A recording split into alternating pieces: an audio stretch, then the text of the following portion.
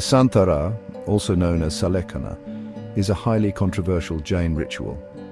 This ancient practice has been a part of Jainism for centuries, deeply rooted in the religion's philosophy and traditions. It involves a person voluntarily fasting to death. The individual gradually reduces their intake of food and water, ultimately leading to their demise. Jains believe it's a way to purify the soul.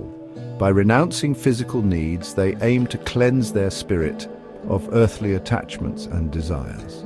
They see it as a path to spiritual liberation, especially for those nearing death. For many, it is considered the ultimate act of non-violence and self-discipline. It's a deeply spiritual practice for them. The community often comes together to support the individual, offering prayers and meditative guidance. However, the recent case of a 3-year-old girl, Jain, has ignited a fiery debate about Santhara. The involvement of such a young child has raised significant concerns. This practice raises many ethical and legal questions, especially when it involves children. The case has sparked intense discussions among legal experts, religious scholars, and human rights activists. It challenges our understanding of religious freedom, parental rights, and a child's right to life. The delicate balance between respecting religious practices and protecting vulnerable individuals is at the heart of this debate. This case has brought to light the complexities of balancing tradition with fundamental human rights. It has highlighted the need for a nuanced approach that considers all aspects of the issue. It's a sensitive issue that needs careful consideration and open dialogue. Communities, legal bodies, and religious institutions must work together to find a solution that honors both tradition and modern ethical standards. We must engage in a balanced discussion that respects all perspectives while protecting the most vulnerable among us. Only through understanding and empathy can we hope to navigate this complex issue. 3-year-old Jain from Indore, Madhya Pradesh, was diagnosed with a brain tumor. Her parents, devout Jains, consulted with their religious advisor, Rajesh Muni Maharaj. On his advice, they decided to forego medical treatment. Instead, they chose to initiate Viana into Santhara. Little Viana, unable to fully grasp the implications of this decision, began the ritualistic fast. She died 40 minutes later. This incident sent shockwaves through India and beyond, raising serious concerns about child rights and consent. The case triggered outrage and sparked a debate about the line between religious freedom and child abuse. Could a child so young truly consent to such a practice? Was this a case of religious extremism masking child neglect? These are just some of the questions that demand answers. The Jain case throws a harsh spotlight on the role of religious leaders. Did Rajesh Muni Maharaj act responsibly by advising Santhara for a toddler? Can a 3-year-old comprehend the spiritual implications of such a practice? Many argue that religious leaders have a moral obligation to protect vulnerable members of their community, especially children. They need to clearly condemn practices that could harm minors, even if those practices hold religious significance. Silence in the face of potential harm is often perceived as tacit approval. Religious leaders must speak out against the misuse of spiritual practices. They need to ensure their teachings are not weaponized to justify actions that endanger children. The legality of Santhara itself is a grey area in India. While a High Court ruled it illegal, the Supreme Court has yet to give a final verdict. This case, however, brings a new dimension to the debate: the rights of the child. India's constitution guarantees the right to life. This right should be applicable to all, especially children who cannot make life or death decisions for themselves. Lawmakers need to address this legal ambiguity urgently.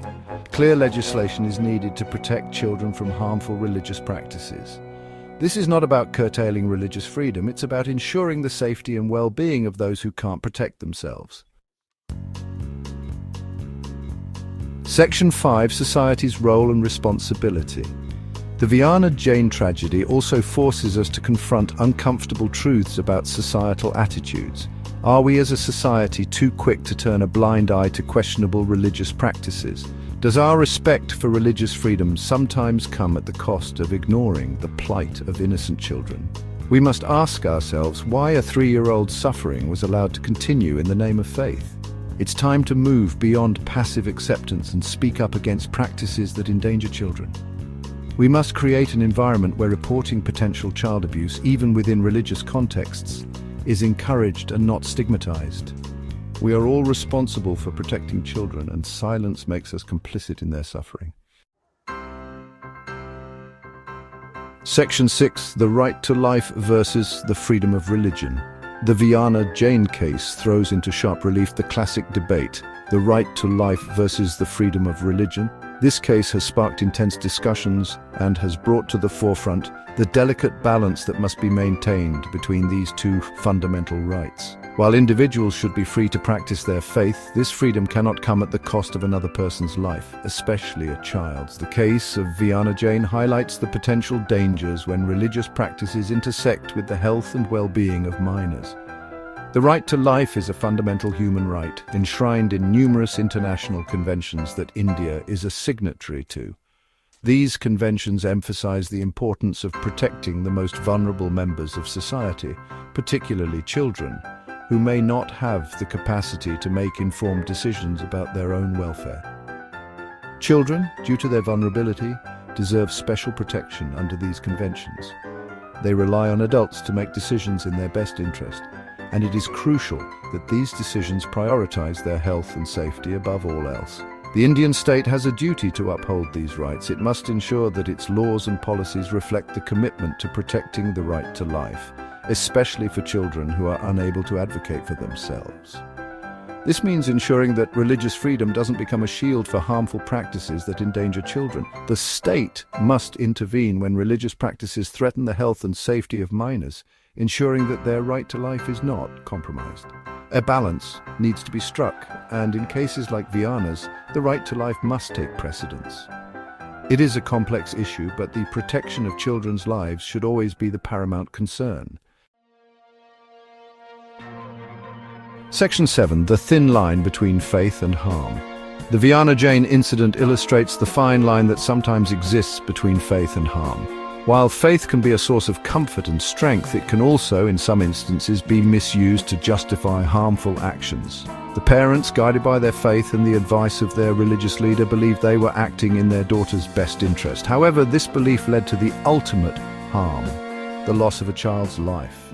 This tragedy serves as a stark reminder that we must constantly question and critically examine even our most deeply held beliefs, especially when those beliefs could have life-altering consequences for ourselves or others, particularly children. Section 8. Protecting our children, a collective responsibility. Protecting children from harm, regardless of the source of that harm, is a collective responsibility. It requires the active participation of religious leaders, lawmakers, and society as a whole. We cannot afford to be bystanders when a child's life is at stake. Religious leaders must ensure their teachings are not misinterpreted or misused to justify harming children.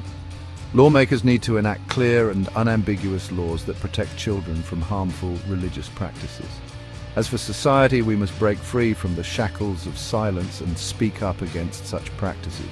We need to create an environment where reporting potential child abuse, even within a religious context, is seen as an act of courage and not blasphemy.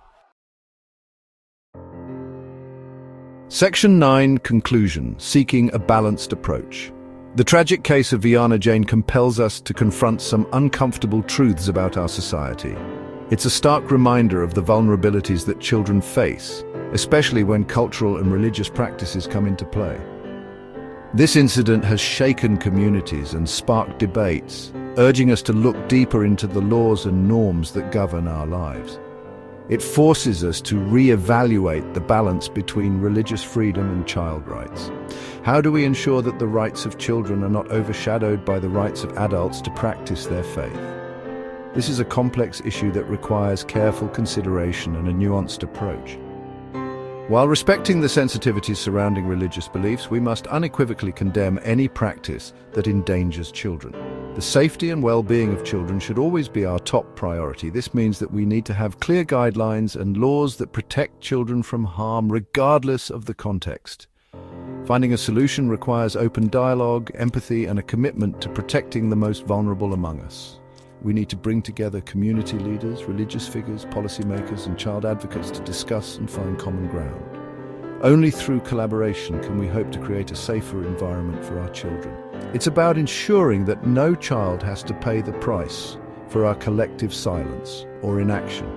Every child deserves to grow up in a safe and nurturing environment, free from fear and harm. We must be vigilant and proactive in our efforts to protect them. We must strive to create a world where every child's right to life is paramount and protected.